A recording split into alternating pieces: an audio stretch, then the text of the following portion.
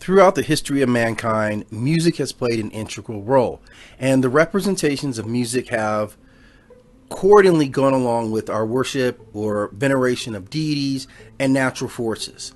I'm going to start by breaking out some of the individual deities, but we'll start with North Africa, and I'll do this as a series. If we go to North Africa, we of course, or Kemet, or Egypt, this was starting with Meret, who was a Ntchrs or goddess associated with rejoicing, such as singing and dancing, and people often depicted her as being Hapy's wife, Hapy being the god of the Nile. She was often shown wearing an offering bowl on her head, which was a symbol of her also receiving the benefits of Hapy, again tied to fertility of the land through the flooding.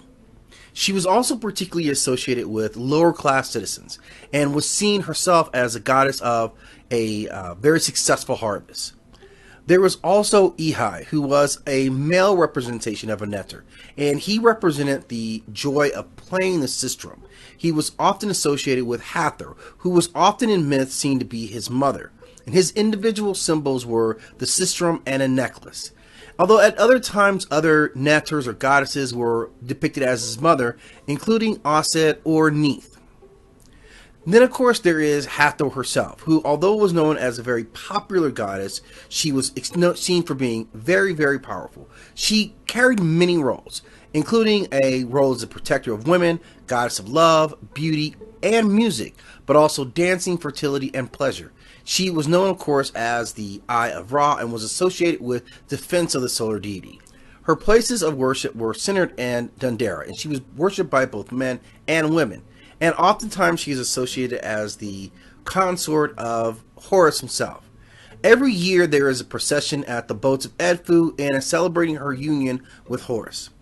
Next there was Bes, and Bes is an ancient Ntchrs who was associated with primarily the protection of children, but also music, merriment, and childbirth.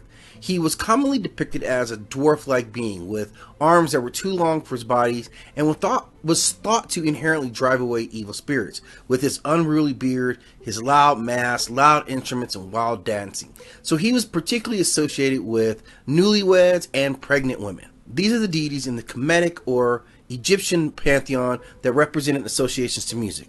We'll talk about other groupings a little further on in the next episode.